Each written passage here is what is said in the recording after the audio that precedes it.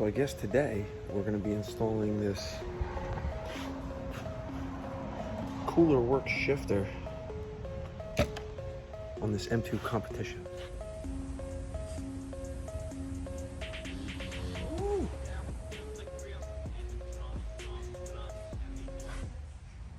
Remove that pan so you can see what you're doing. Pull off the tunnel brace. Pull off the center exhaust. Pull off the tunnel heat shield. And we get a good look at your shifter up here. So it's pretty much the same as every BMW shifter like ever. That's your pivot. That's where it pushes into the back. And we're gonna remove that whole section up to the transmission. All right, so you're gonna unbolt the back support. You're gonna pull those clips off the front. Right here, there's one on each side. You're gonna pull the boot down.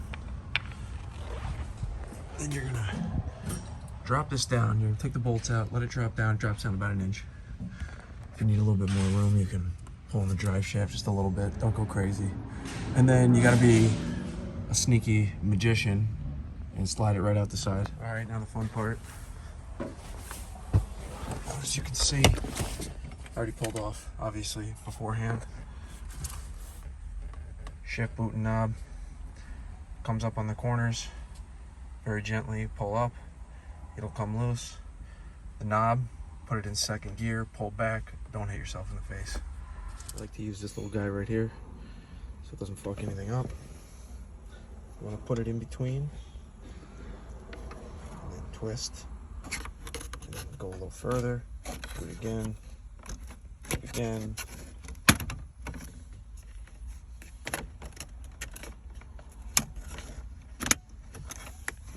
You gotta make sure to take your Ray-Bans out of the way and the rest of your shit.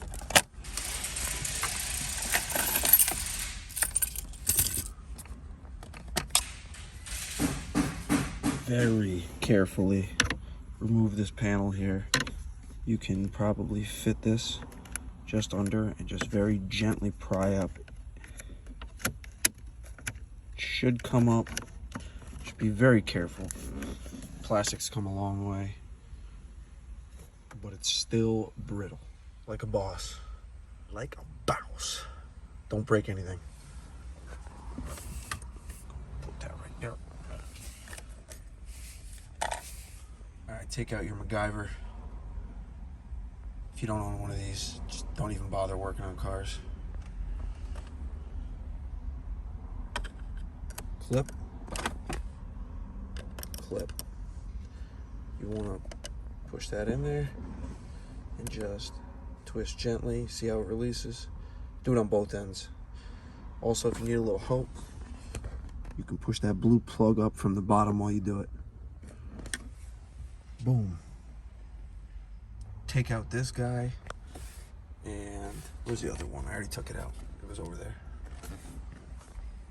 Put your hand under, gently force it up. You see it releases from the center console. All right, next you're gonna wanna remove these screws here and here. You're also gonna wanna remove, I've already removed them. 1, 2, this one's underneath a piece of black tape. Can you see it there? Yup. And 3. Pop this off.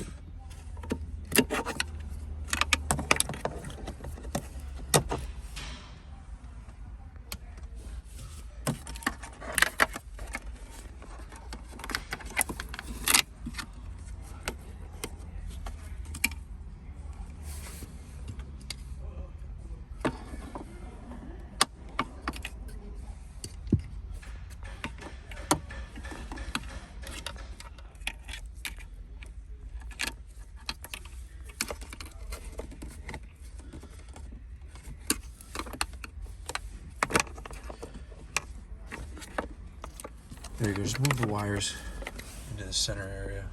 That doesn't come up with the console. Out of the way. All right, pop out this vent. All right, with the vent out, you're gonna wanna look straight down. There's one. There's two. Pop this little guy out of his holder. You can see the tab for it. You're gonna push that down, pull it apart. All right, do the one with the hinge too. You push down on that little center tab and pull the hinge back. It'll pop right out. All right, we skipped a couple steps. You're definitely gonna wanna get some help from a German. The closest thing I could find was a Ukrainian. So, you wanna make sure that these wires back here are all disconnected. You're gonna disconnect them from the bottom. There's a little tab, just push that to the side, it slides right down. Make sure all the wires are out of the way. The other thing you're gonna have to do is there's a panel right here. It's just clipped in. Use your blue tool, put it in between, pop it out, just like that side. Then you're gonna wanna remove the e-brake handle.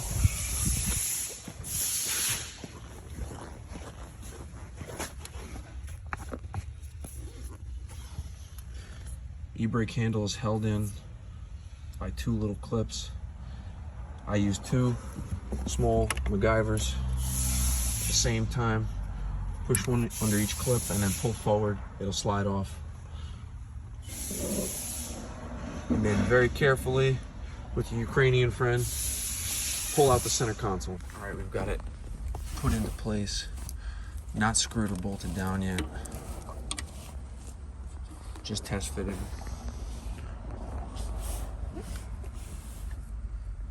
As you can see, we're gonna have to sit on the chassis.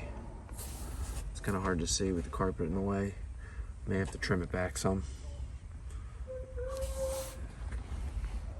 All right, I removed it back out because the carpet covers where I need to mount it, drill the holes for it. I made a cut right here. I made a cut right here. I made a cut right here. But you can pull it back on both sides. All right, so we marked a couple holes about where I thought it would sit. It's in neutral right now, and you really want to get it as centered as possible in the center console, but that's a problem because you've got this bridge right here, and then you've got the mount that actually holds it down. Granted, this thing will be sturdy enough without it, so I'm probably going to trim this piece out so that it fits over the reverse lockout.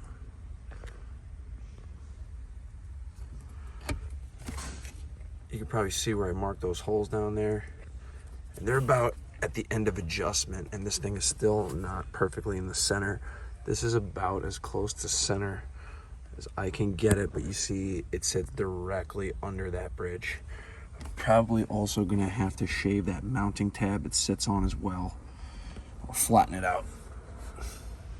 All right, just to make some clearance, in order to even test fit, you're gonna need to trim this bridge out.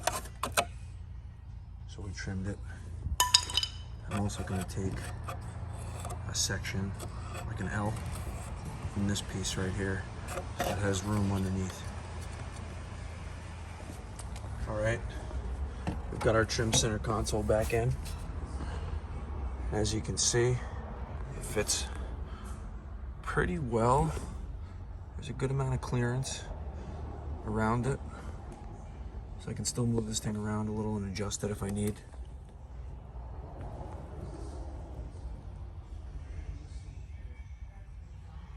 And I'm gonna put in the upper console lid and just see if it fits in there. I really want it to be pretty much centered. The other thing we have to worry about is, I don't know if you can see it down there. Can't really see it, but it is very close, the shift rod, to the guibo.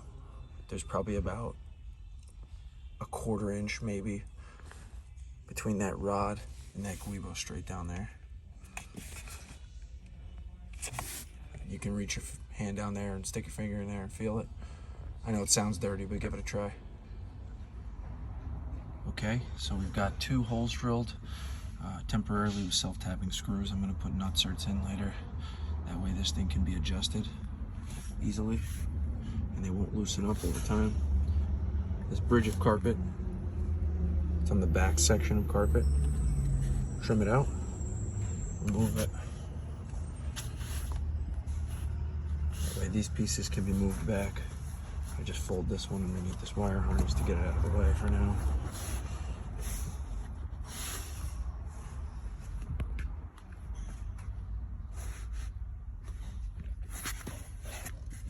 Simple self-tapping.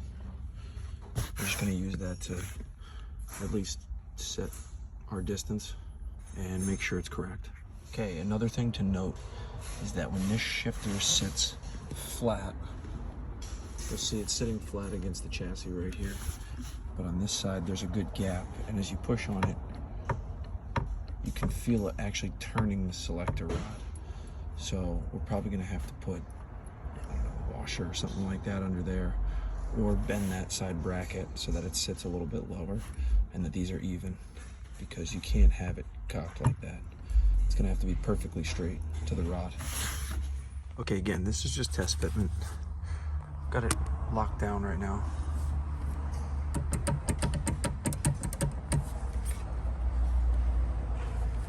You want to check your clearance with the Guibo. That's really the biggest issue here. I'm really hoping that I don't have to modify the rod, start cutting and welding. I think we're clear. So our issue here is that it actually does hit the Guibo. I've been told it's pronounced Jubo. Sounds anti-Semitic. I'm sticking with Guibo. Because these are somewhat universal and adjustable, they've got different mounting holes for the actual shifter. We're going to try moving it up a hole. That way that rod sits a little higher. Very carefully use a drift. Knock the bushings out from the backside. Do not damage the backside of this. If you damage the backside of it, this pin won't go back through. Hammer them back into place. All better. All right, let's try it again. Okay, good progress. Got it locked down. Plenty of room from the shift rod to the Guibo now. First, second, third, fourth, fifth, sixth, and reverse.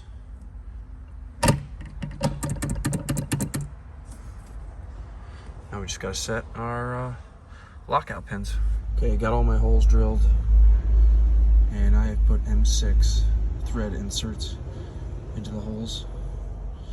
And in order to prop up the driver's left side, I got this piece of bar stock. Some of you may not have that.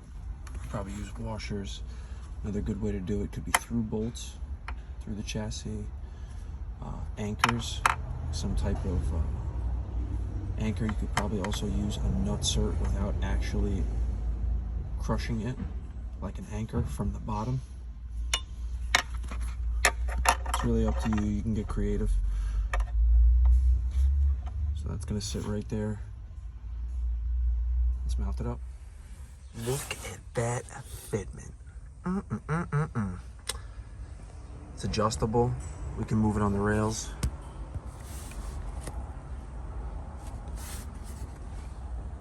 Set the lockout.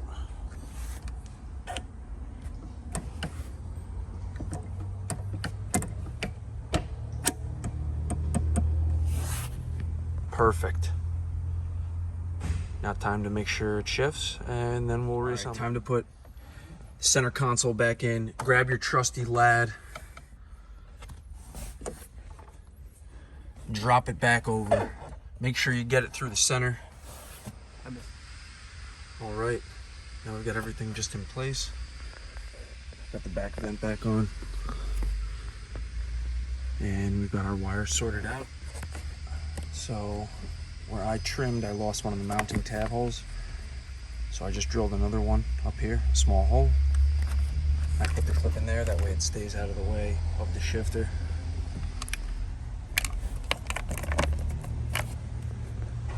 All right, put all your trim back on. E-brake boot. Connect everything. The biggest issue I had was actually this switch bezel. So try putting on the bezel before you put the switch in. It'll be much easier. All right, so we got everything just about back on, and I noticed that it is making contact right against, I don't know if you can see that, right there. So while you're driving, that's gonna chatter like crazy. So I'm gonna have to take it back off, make a little cut, and put it back in. Hey. Now that's what I'm talking about. Nice clearance. All right, we got everything back in. Time to figure out this shift boot situation. All right, next issue I had to deal with is that this puller right here, there's a hole underneath it. So every time you pull the release, see the cable comes loose from the housing? It's because that's getting jammed on that hole. I don't know why that hole's open. Maybe it's supposed to have a plug in it or something. But how I'm gonna fix it, I believe you just have to tighten down that Allen key so that it stays to the side, but it's a little bit offset of the actual cable. So, all right, so I installed a little rubber body plug right there, and that way it kind of pushes right over it. But I also, sneaky, just shave that edge down so it's not so sharp, and put a dab of grease right there, and it'll be fine. It's not getting stuck anymore. So it's really all about the finishing touches. There's a piece of plastic under here. You pull it off the knob. You have to work at it a little bit. It's kind of annoying. It's like a plastic ring, and you gotta very slowly peel back the glue. Make a couple tiny little cuts on the material, fold it, and glue it.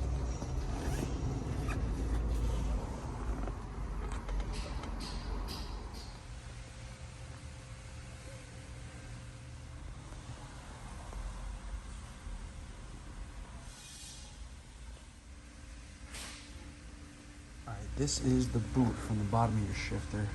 Best way to get it off. Silicone spray all around the back side of the shaft. Use a small screwdriver and pull the rubber away. That way the silicone can get down around it. Just slide it off. So this is double layered boot. Cut it. Get another layer underneath. That way it's a little bit lower profile. Do a quick notch, that way it can fit around these bolts. Well, it fits. Hopefully it doesn't interfere with anything with the shifter. All right, throw the belly pan back on. Time to go for a drive. All right, everybody. So I'm gonna be honest, this thing actually drives awesome. Granted, it's an M2 competition. It's gonna drive great anyway, but this shifter feels wonderful. It's notchy, it's direct. It's just nice. This thing is actually super smooth. It's tight. The throw is short. It feels good, and I can recommend this. Definitely worth the time.